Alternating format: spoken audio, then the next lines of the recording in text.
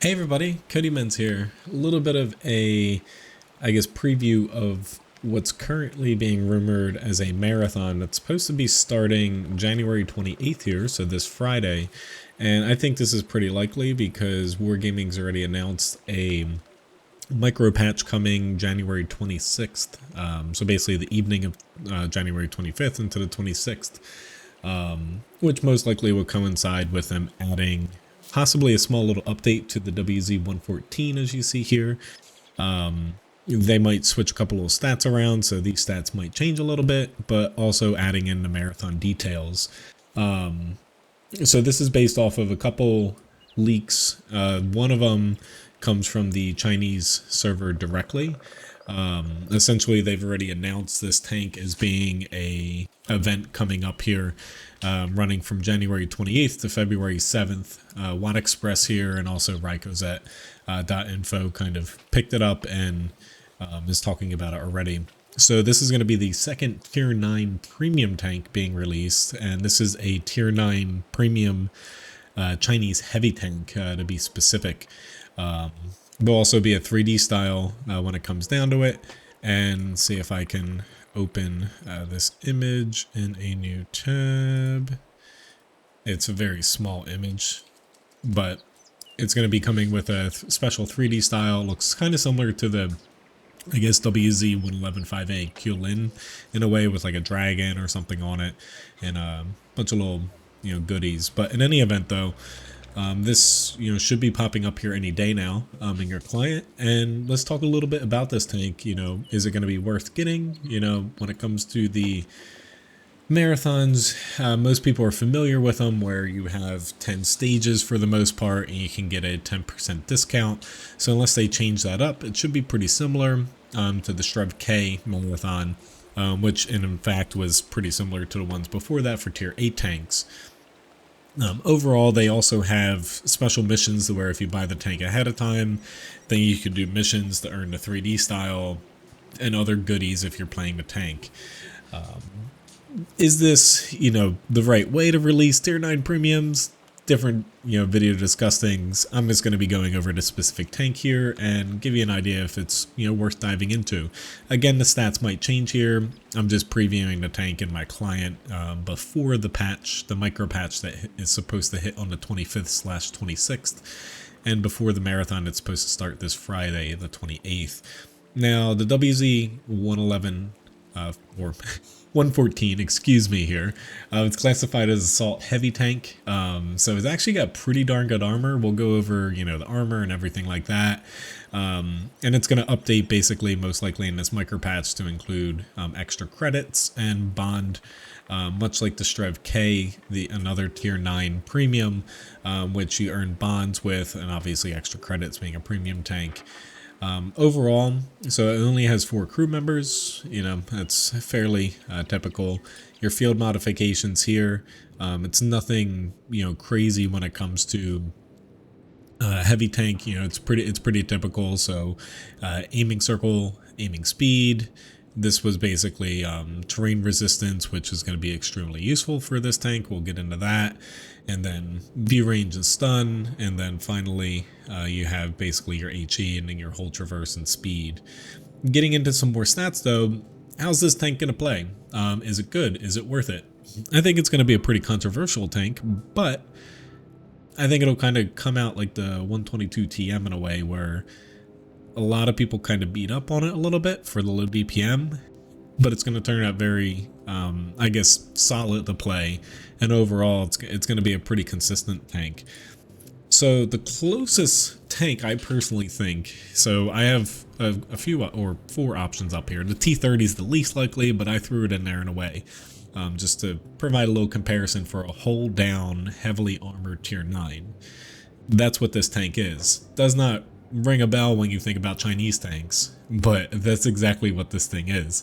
So the E75 is actually kind of the closest comp in a way. I also throw the Strv K in there, just because, it's the only other tier 9 premium. It's not the best comparison, the best two are the E75, 50 TP in a way too.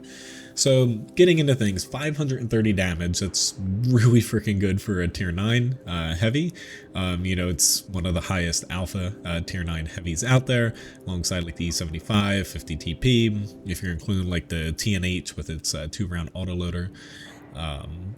The average pen is actually pretty darn good. It's almost tank destroyer levels for the standard pen at 266 here.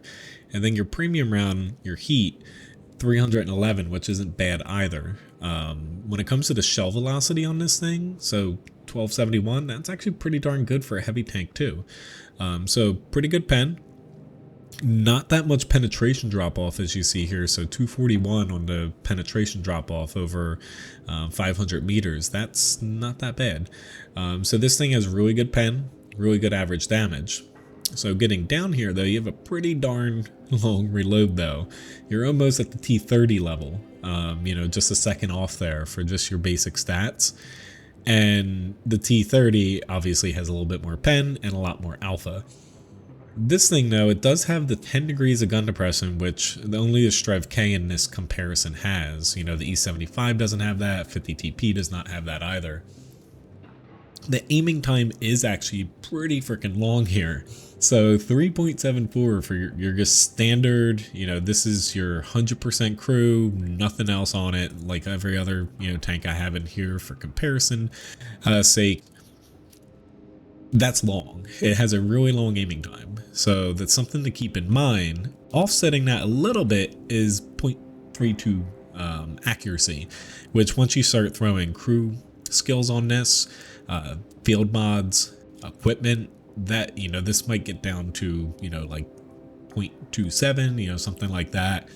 Depending on what type of equipment and stuff you take, it's got really good accuracy. You could actually take some equipment, honestly, to help with the aiming time if you'd like to. The kicker here, and this is where I draw the comparison with the 122 TM, that tank, when it was originally released, everyone's like, this is terrible, you know, this thing has low DPM, it's never going to be good. It actually performs pretty darn well if you look at the metrics for that tank, because it's got armor, it's got hull down, it's got damage per, you know, shot, it's got penetration, it's got low mobility. This tank does not have DPM just like that tank. As you see here, it's fairly low. It's lower than the Strv K, E75, 50 TP, T30. It's lower than something like, say, the TNH that has an autoloader. So that's something to keep in mind. Your DPM is very low on this thing. Equipment-wise, you're going to want to throw a rammer on it, you know, stuff like that to get your DPM up. But the nice thing is, though, it's got best-in-class hit points. 2,300 hit points is insane. That's the same as, let me throw that in here, the Malshin. So it's such a different tank. So as you see here, the Malshin, 2,300 HP. And that's where I don't have any other, you know, basically equipment to boost that. That's really insane for a tank like this. So unless they change this, this thing has a crap ton of hit points when it comes down to stat wise. So like your DPM might be a little bit low, but you can trade, you know, punches here. If you're looking at the hit points, you have over 300, you have 350 more HP than the E75, which is already considered like your, you know, it's a bit maneuverable. It's got good armor, good HP, you know, and you have 450 over the Strv K, 650 over a T30. It's crazy. In addition to that, you've actually got decent armor.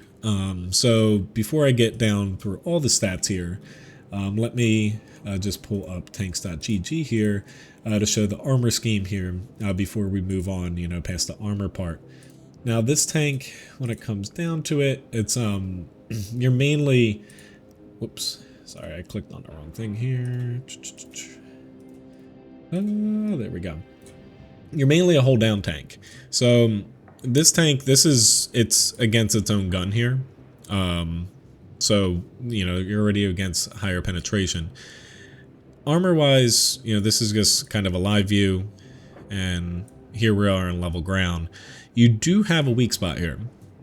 Thank God there's actually a weak spot on this thing. You know, give them credit, there's actually a bit of balance. Turret front, you know, it's not going to bounce everything when it comes to, you know, like premium rounds, especially like tier 9 and 10 TDs. Specifically, you know, APCR is going to cut through some of the spots on the front, you know, whereas heat might get soaked up with the space armor. But overall, it's fairly solid armor-wise. You can't overmatch the roof because it's fairly thick. You do have, you know, a small little cupola here and a large cupola. But the main thing is, once you add a little bit of gun depression to this thing, I'm just going to do it really lazily here, it actually gets really freaking good. You have the cupola, and remember, this thing is laser accurate with the accuracy, so you're able to play at far ranges, so hitting that cupola might be a little difficult. But the armor is actually pretty good when it comes to the upper glacis. It starts getting stronger. You know, these are ricochets, and you're going to be able to hide the lower plate pretty easily with 10 degrees of gun depression. Outside of that, you know, when it comes to like side scraping and stuff, you do have a lot of ricochet.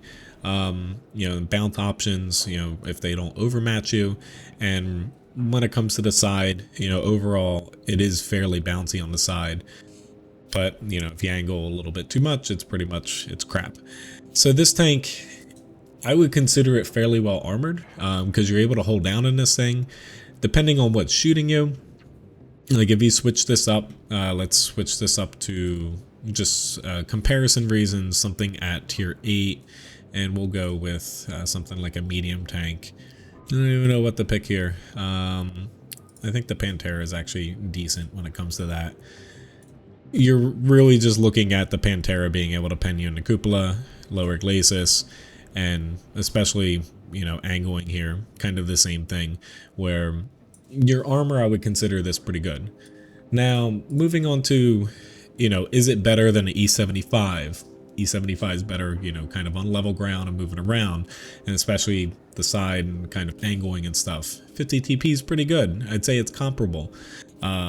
This can hold down better than the 50 TP though, whereas the whole 50 TP with the less gun depression is going to struggle with too less gun depression being able to fight on certain hills without exposing the lower glacis. So this tank, pretty darn good in the armor department, fantastic in the hit points. Moving on to mobility here. So your mobility, your engine power, it's okay. The main thing though, this thing, you know, it's 70 tons. Your specific power, it's kind of average. It's not great. It's not bad. Your top speed though, not too great. The closest comparison here would kind of be the T30, where you're a little bit slower going forward than the T30. Same going in reverse. So that's something to keep in mind. This thing is not very fast. You could possibly put turbo, you know, field mod, you know, basically increase the top speed. That would help you out. And regarding the soft stats, your soft stats aren't, they're not the worst in the world when it comes down to it. But you know, they're definitely heavy tank levels to where it's not like you're a hover medium, you know, something like that. So no surprises with the soft stats regarding like mobility. So that's something you're not going to get saved by having like super good soft stats and you're capped at the 33 kilometers an hour forward and 10 backwards. Traverse speed here, you're a bit better than the T30. You're worse off though than other heavies. So you're kind of a bit slow. You have to move methodical on this thing. Your camo sucks. This thing's pretty big, pretty tall. And your view range is actually pretty good. You know, better than the T30, worse off than the whatchamajig, the E75 Strv K. So stat-wise, like, you know, I know that this tank, like, is there anything hidden as far as, like, that's going to screw you over? Because it's going to be a pretty controversial tank because a lot of people, especially a lot of my, I guess, peers and colleagues really hate low DPM tanks. And then a lot of them turn out to be kind of okay, you know, especially in public battles.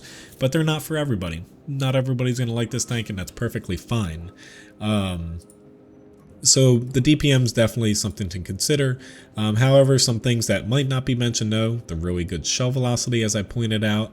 Ammunition capacity is a little bit low, but given the high alpha, it's, you know, it's just kind of in line.